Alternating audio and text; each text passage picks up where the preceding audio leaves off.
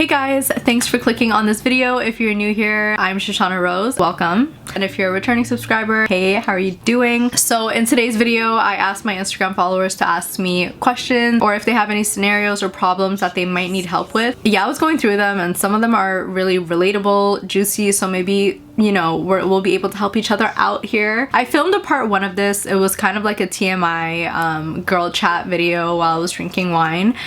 We're still gonna be drinking wine. If you're not already subscribed, guys, click that subscribe button down below, please. It'll really help me out a lot, and leave a like for the algorithm. Likes are what drives the algorithm, so the more likes I get in a video, the more YouTube will push this out and recommend it to other people, so that'll really help me out. Let me pour up some of this $10 wine. Shout out to Jackson, always holding me down with the cheap wine.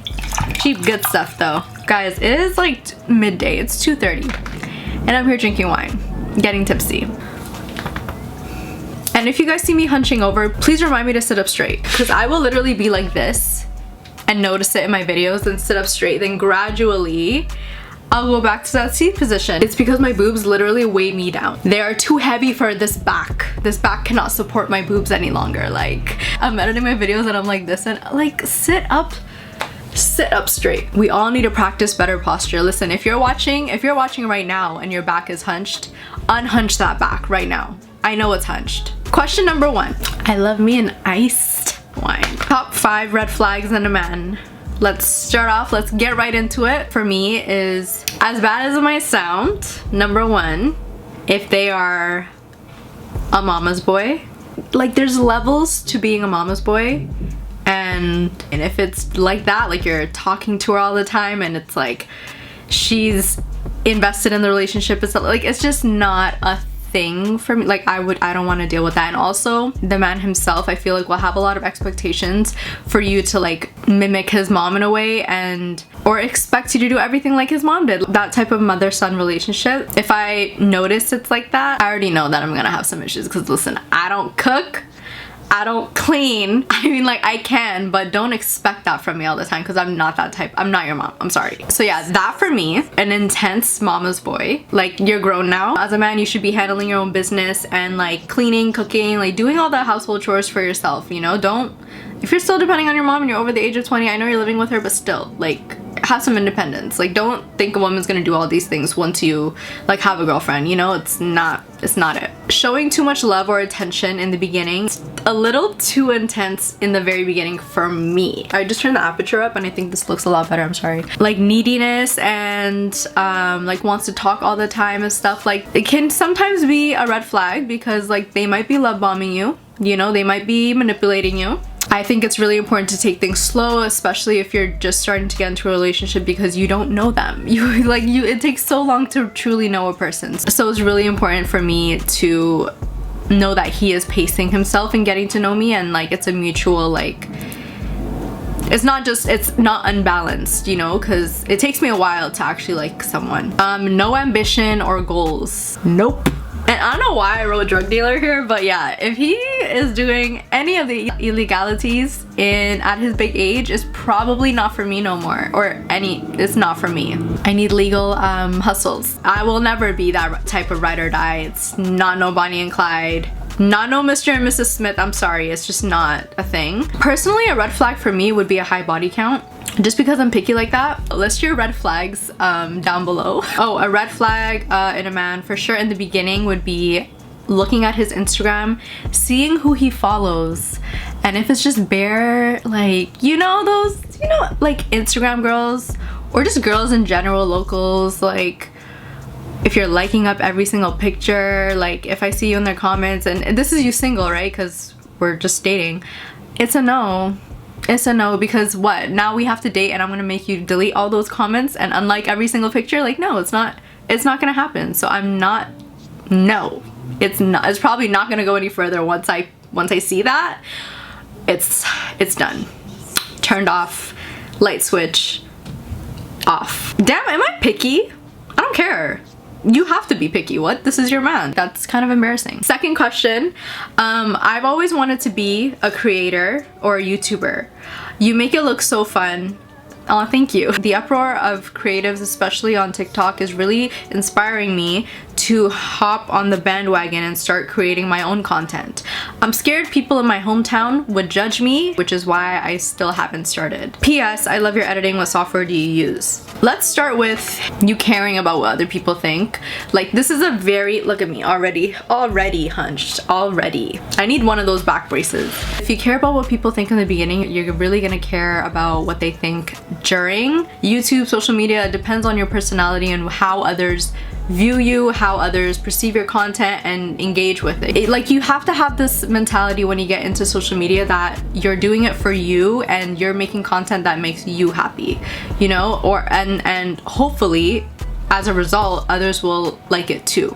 Yeah, people are gonna talk or wonder if that creative hustle is gonna end up making them successful. Like, these are real things. Like, you know, you might see a peer of yours flourishing in the creative industries and you're like, oh, like, who would have thought? Like, yeah, who would have thought? Like, it's, you know, sometimes a surprise. So I would say bet on yourself and just do it, because it really might change your life. Your peers, the people in your hometown that you're worried about, they are not paying your bills. There is tons of room for everyone to be a creator. P.S. I love your editing. What software do you use? Thank you so much. The thing is, I get this question so much. I use Final Cut Pro. I've been using it for like the past 3 years now. I first started out with iMovie, where I was editing very simply, because iMovie is a very simple software. So if you are just trying to get your foot in the door and learn the basics, the fundamentals of editing, I highly recommend starting off with iMovie, because it was a very easy switch from iMovie to Final Cut Pro once I got used to the basics. In terms of how I edit my videos, I will post one day. This video will be a very long video, but it's gonna be a step-by-step tutorial. But if you do want to take it upon yourself to do more research and learn about the behind the scenes of YouTube and being a YouTuber, there are tons of online classes on Skillshare. So I just want to thank Skillshare for sponsoring today's video. Your girl is getting to the bag. Okay, no.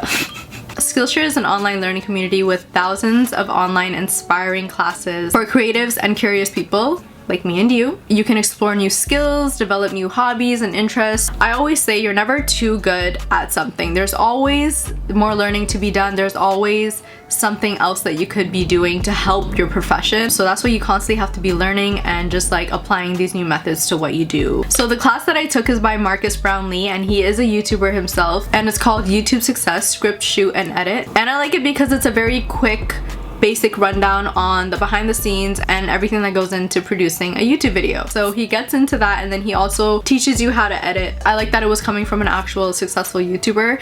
I even learned some tips on angling and lighting that I'm gonna be applying to my future videos. It's curated specifically for learning, so there are no ads, and they're always launching new premium classes. So when you join on Skillshare, there's actual live classes that you can watch with other members in real time. So it's a legit online class, and when you sign up for Skillshare, you're just gonna be entering a community of fellow creatives. So the first 1,000 people to click the link in my description will get a 1-month free trial of Skillshare, so you can start exploring your creativity today. Take this opportunity and click the link in my description box. And thank you Skillshare again for sponsoring today's video. Let's continue on with the actual video. I'm 27, never been in a relationship before. I hear my friends talk about their shitty relationship.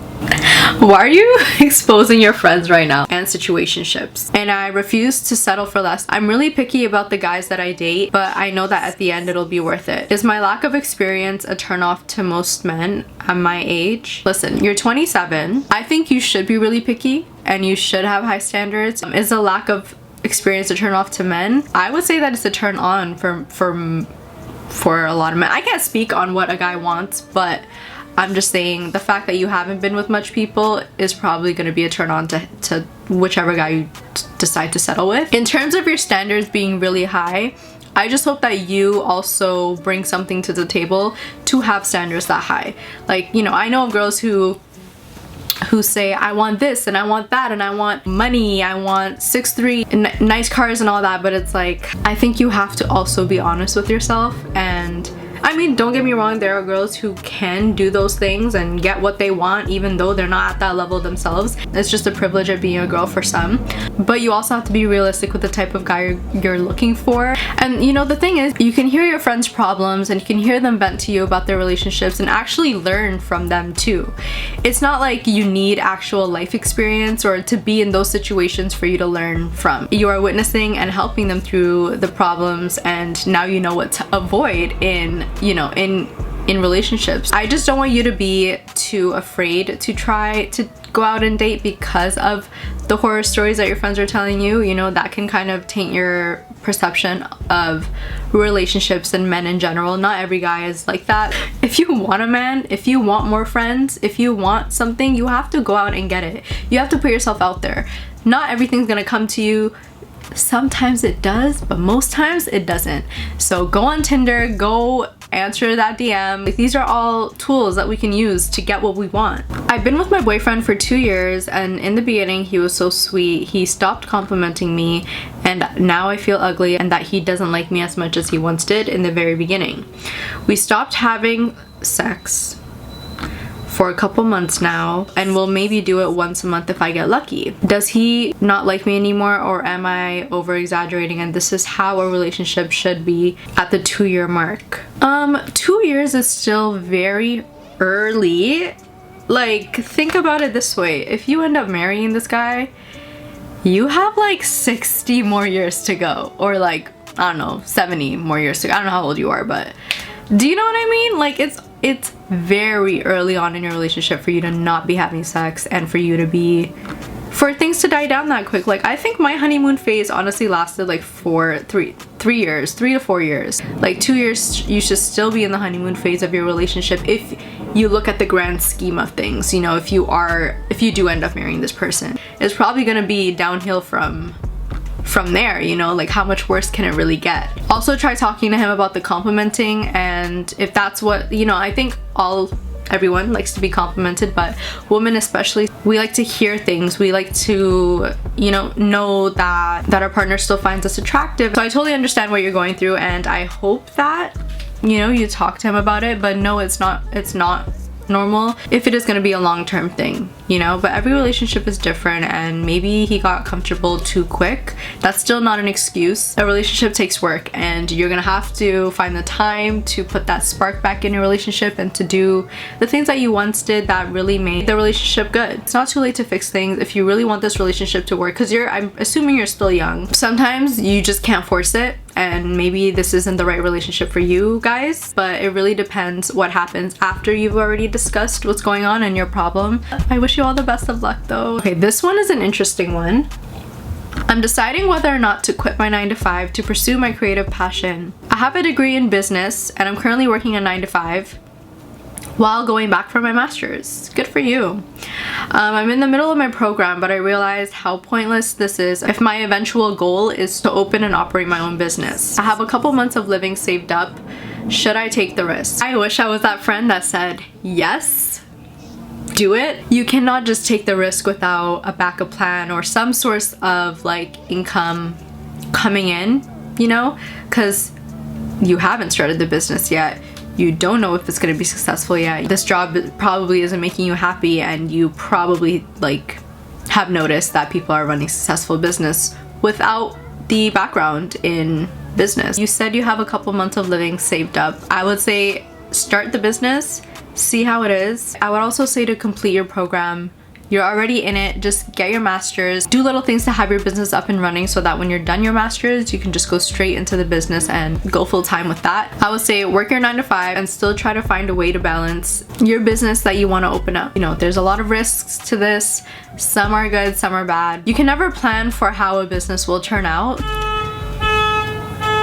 No, because I'm filming. Yeah. Okay. I'm currently dating a man with 2 kids and he lives with his baby mom. What? Bro, what are you talking about, man? He has future plans of going back to school and creating a good future for us. But I don't know if I should stick by his side through all of this or if I should break up with him and find someone better without any kids. You do not need to be putting yourself in this situation. Like, there are a lot more fish in the sea than to be with someone who is living with their baby mom and has kids already.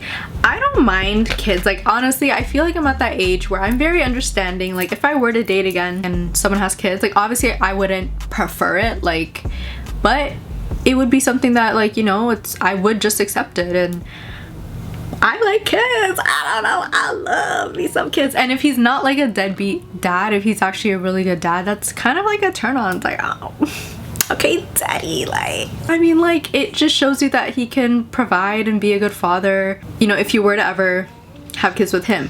So the part that where you got me messed up at is you're saying that he still lives with her.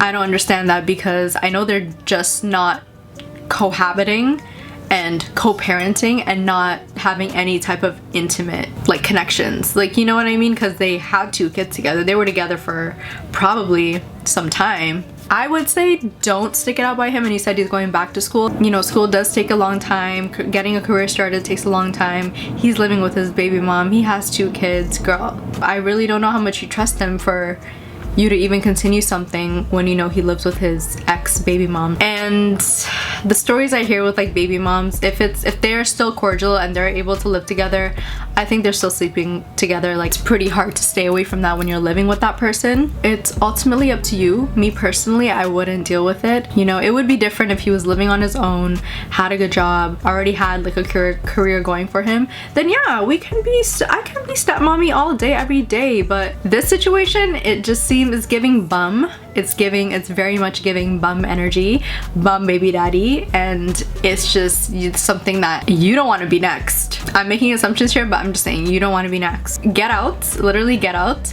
Go find someone better, and I'm sure you will. I would not recommend staying in that situation. Hey girl, I suffer from body dysmorphia and body image issues, and scrolling on Instagram and TikTok is really messing with my self-esteem. I know I shouldn't be affected by this, but it's really hard not to compare my body to what I see on the screen. What do you recommend I do? You know, this is a thing that we're all dealing with. This is something I go through too.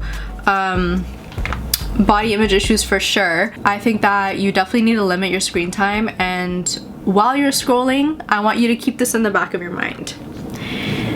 These pictures are put through filters, and they're processed and edited and photoshopped to perfection, and that's why they look that good. Don't get me wrong, there are some beautiful models, perfect people out here. There are perfect people out here, but the majority on Instagram, it's all polished and edited and made to look better than what it really is. So I hope that helps you a little bit when it comes to digesting the content and how you perceive it, because you're basically comparing yourself to this like fantasy. Just keep that in the back of your mind. I'm sure if you edited your pictures, you would look like them or even better. This does happen to me, where I will look at myself, a picture of my body or my face or whatever, a picture of me from like a year ago, where at the time I was probably like not that confident, thinking I looked bad, thinking I was fat, thinking, you know, just little stupid insecurities that should have never been there. And then I'll look back at the picture now and be like, yo, she was so cute. Like, she was so cute. Okay?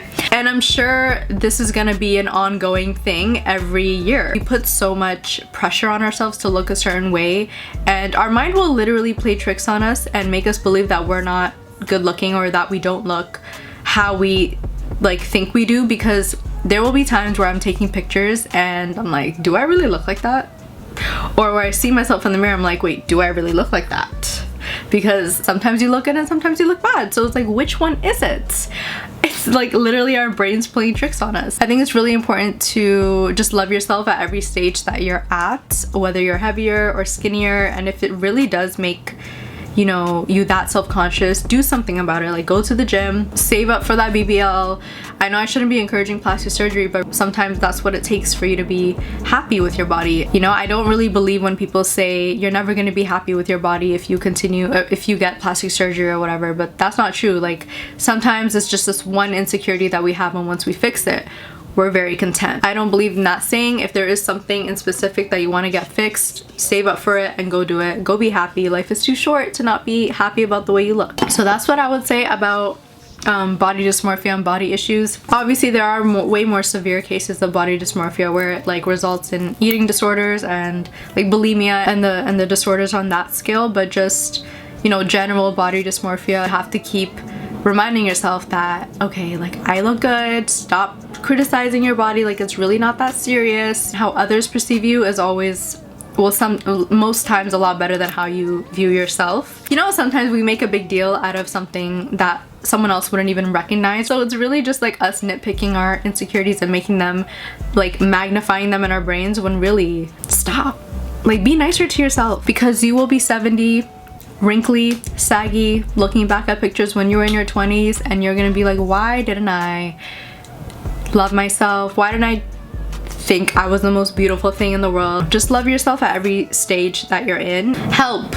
I have no friends and it's become significantly harder due to the pandemic. Can you please help me on making new friends, especially in Toronto? It's really hard out here. People have very stush vibes. I'm not gonna go into like Toronto specifically, but just in general, it is very hard to make friends, especially since you're not, I'm assuming that you're like not in school anymore. Like how do you actually make friends?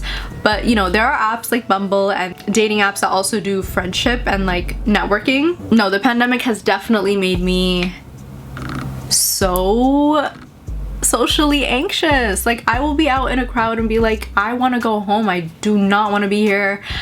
I feel uncomfortable. That's definitely become a lot harder. The only way you will make friends is if you put yourself out there, and I know it's hard, but you have to make the first move sometimes. It's gonna be difficult, it's gonna be challenging, you're gonna be out of your comfort zone, but you know, there's no change in your comfort zone. There's no self-development in your comfort zone. What's the worst that can happen? The good will always outweigh the bad, because there's not that many bad things that can come out of you approaching someone. Go to bars, go to parties, go to clubs, go out with your friends when they invite you. I have very shady friends that embarrass me in front of other friends or guys when we hang out. I talk about this with our mutual friend that is closer to her than with me, but I never talk to her about it. Any friend that embarrasses you in front of anyone, or tries to embarrass you, tries to pick out something wrong with you in front of anyone and not just on a one-on-one basis, is not a good friend at all.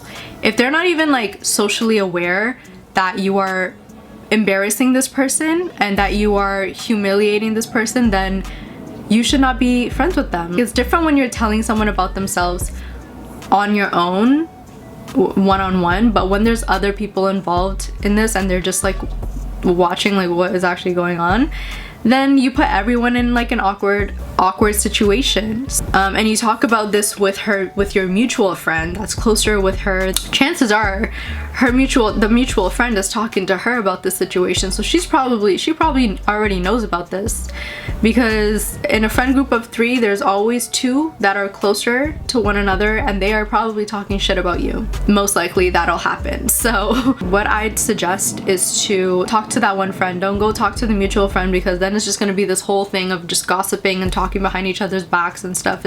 You don't want that. Go straight to the friend and let her know how you feel. This is not cool, and if you just keep letting her talk to you like this and letting her humiliate you in front of other people and in front of guys, like, what is her character at this point? And sometimes it really takes that one conversation or that one ass beating to make someone understand that they are wrong. Maybe no one's ever told them this. Maybe they've been living their life like this the entire time and no one has ever corrected them.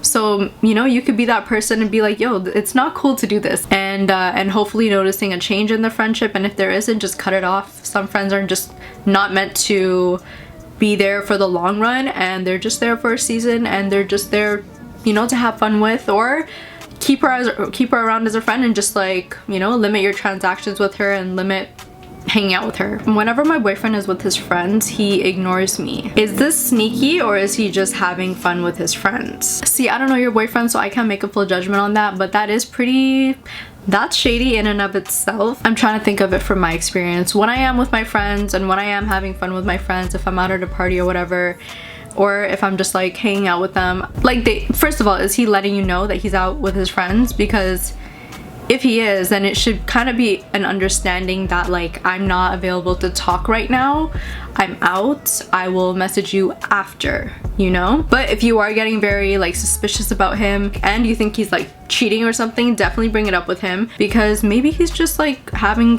fun with the boys. Relationships can sometimes get to a point where you need alone time. You need some time to hang out with your girls or your guys, and for it to not be about the relationship. So you just gotta figure out which one it is, you know? And you have to be understanding if he's with his boys and he doesn't want to talk, because everyone deserves their alone time.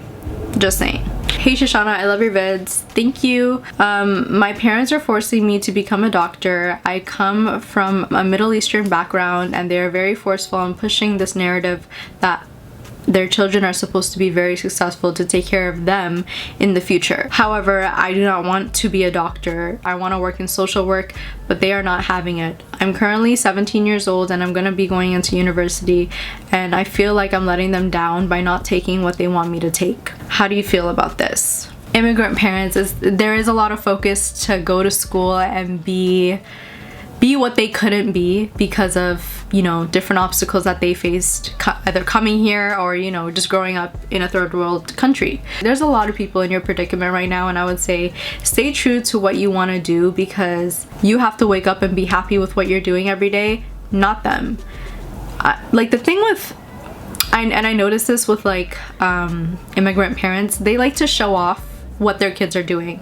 You know, it's like a flex for them, and I get it. Like, you know, I want to be proud of my kids too. Like, yeah, she's a singer, yeah, she's a doctor, the other one's an engineer, you know? So like, obviously all parents want to flex and be proud of their kids and to gloat about them and talk about them. And that is the ultimate goal for parents, to be proud of your kids and to be able to, you know, talk good about them and, you know, be proud of them. And obviously being a doctor means you're gonna be very financially stable. It's just, they want the best for you and they want to provide you with the best secure job and degree possible. So obviously, like, I understand why they're pushing for that doctor, because girl, you have to be happy doing what you want to do every day, and don't live to please others, even if they are your parents. It doesn't matter, because imagine you're like later on in life and you look back and you're like, I fucking hate my life. I don't want to do this. I was forced into doing this. My parents are they even here? I don't know. Maybe they're gone now. Maybe they've rested in peace. And you're living this life because your parents forced you to be a doctor. Like, you have to look at yourself, and this might be my anxiety talking, but I look at myself like 10 years from now. Will I be proud of myself if my future self is looking back? Or will I be like, you know, what would future self want me to do? So if you truly do not want to be a doctor, if it's not even in your slightest interest, if you do not care about the healthcare world, don't pursue it. If you're money driven and you're doing something just for the money and it doesn't make you happy, that is the road to a miserable life, simply put. But like, you also have to be aware that this is a capitalistic society. There are obviously alternative jobs that can make you happy and give you a good, you know, income. So another thing, you also have to be very realistic with your parents' way of thinking and their mindset. They are like way back there, like, and you know, I'm very aware that one day I'm gonna get to that point where I'm just not with the times and I just don't understand, and very old-fashioned thinking, you know, like your mindset and what you want to do is very, very different from theirs. So maybe try making them understand why you don't want to be a doctor and how mental health is very, very important, and you want to wake up being happy and loving what you do instead of just doing something for the money. You know, like maybe just change their mindset a little bit. They came here on a very like survival mode type of way of thinking. So if you try to break it down to them and like make them understand that like it doesn't need to be like that anymore, like you can still make a pretty good living as a, so you said social work that you want to do. So yeah, I'd say break it down a little bit and ultimately live this life for you. So I'm gonna finish off this video now. I hope you guys enjoyed it. Don't forget to click subscribe. Don't forget to like for the algorithm, please. And I want to thank Skillshare for sponsoring today's video. Vlog coming up next, and I will see you guys in my next upload. Bye!